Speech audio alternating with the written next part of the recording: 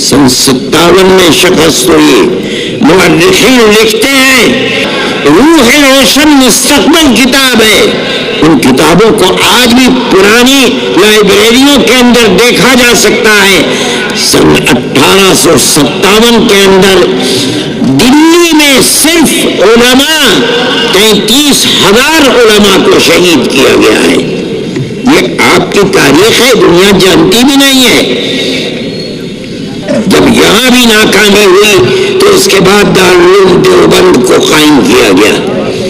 اور وہ بھی عجیب چیز ہے کہ جب عام معافی کا اعلان ہوا تو علماء نے یہ دیکھا کہ وہ لوگ جن کی گھٹی کے اندر انگریز کی دشمنی تھی اور وہ 1857 کے اندر شہید کر دیے گئے, انہیں کی یتیم اولاد سڑکوں کے اوپر بھیک مانگ رہی ہے.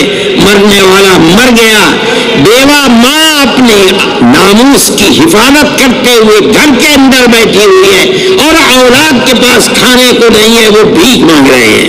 چرچ کے لوگ ان کا ہاتھ پکڑ رہے ہیں اور ماں سے کہتے ہیں یہ بچہ ہمیں دو, ہم اس بچے کو مفت پہنائیں گے, مفت کھلائیں گے, مفت پڑھائیں گے اور اس کے بعد اس کو علم دے کر گورنمنٹ کی ملازمت دلائیں گے. یہ اپنے پیٹ کو بھی پالے گا, تمہارے پیٹ کو بھی پالے گا. یہ ان کے لیے ایک بہت بڑی چیز تھی کہ جس کا باپ انگریز کی دشمنی کے ملک کی آزادی کے لیے اپنی جان قربان کر دیتا, آج انگریز اسی کے اولاد کو پکڑ کر اپنا وفادار بنا رہی ہے. یہ لوگ فقیر تھے, درویش تھے, ان کے پاس کچھ نہیں تھا. انہوں نے اعلان کیا, دارالعلوم دیوبند کی بنیاد ڈال دی سن 1866 میں اور یہ کہا اپنی اولاد ہمیں دو, ہم اسے مفت پڑھائیں گے, مفت لکھائیں گے, مفت کتابیں دیں گے, کھانا دیں گے اور مجاہد باپ کی اولاد کو مجاہد بنا کر دنیا کے سامنے پیش کریں گے. وہ اس میں کامیاب ہوئے. یہ حیرت کی بات ہے, انگریز اگر کہتا تھا کہ ہم اس کو کھانا روٹی دیں گے, پڑھائیں گے, اس کا دعویٰ یہ تھا کہ اس کی حکومت کے اندر سورج غروب نہیں ہوتا. ہندوستان کی دولت کو انہوں نے لوٹا تھا, وہ لوٹ رہے تھے, ان کے ہاتھ میں طاقت تھی. یہ تو درویش لوگ تھے, ان کے پاس صبح کا کھانا ہے تو شام کا نہیں, شام کا ہے تو صبح کا نہیں. ان کے اندر کہاں سے یہ طاقت پیدا ہو گئی؟ لیکن آپ یہ دیکھیے اور 150 سال کی تاریخ میں اس کے اوپر غور کیجئے, ان کے پاس خود کچھ نہیں تھا.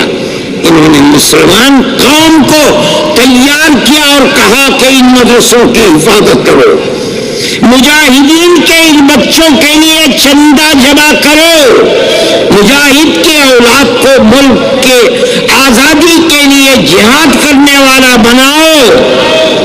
لوگوں نے اپنے دل نکال کر دے دیے اور 150 سال کی تاریخ میں آج تک دنیا میں یہ قوم کہیں بھی بس رہی ہے, ان مدرسوں کو چلا رہی ہے. یہ ان کی کرامت ہے. انہوں نے قوم کو یہ پیغام دیا کہ اگر اس مدرسے کی حفاظت کی تو تمہاری آنے والی نسلوں کے دین و ایمان کی حفاظت ہوگی. اگر یہ ختم ہو گئے, ان کے دروازے بند ہو گئے تو تمہاری آنے والی نسلوں کے دین و ایمان کی بھی کوئی گارنٹی نہیں ہے. میں یہ بات کہتا ہوں کہ ملک کا وہ سیکولر دستور جس کے اندر اقلیت اور اکثریت نہیں بلکہ اس ملک کی حفاظت چھپی ہوئی ہے, ضامن ہے, وہ دستور ہے جس دستور کو جمعیت علماء ہند نے بنوایا ہے. جمعیت علماء ہند نے کہا کہ ہماری 150 سال کی قربانیاں ہیں, ہم آپ سے وعدہ لیتے چلے ہیں, آپ کی تجاویز ہمارے پاس ہیں. آپ نے یہ کہا ہے, ہم سے وعدہ کیا ہے کہ ملک آزاد ہوگا تو ملک کا دستور سیکولر دستور ہوگا.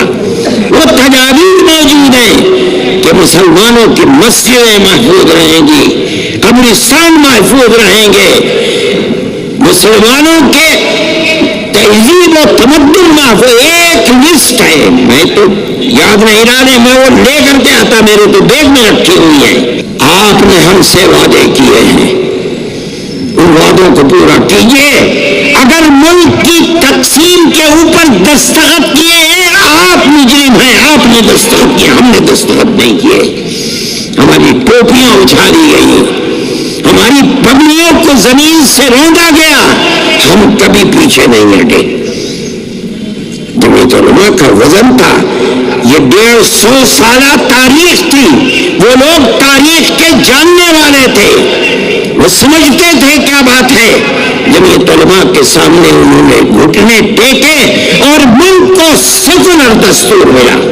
یہ سیکولر دستور اس ملک کی اقلیت اور اکثریت کے لیے خدا کی بہت بڑی نعمت ہے، اس پورے ملک کے لیے خدا کی نعمت ہے.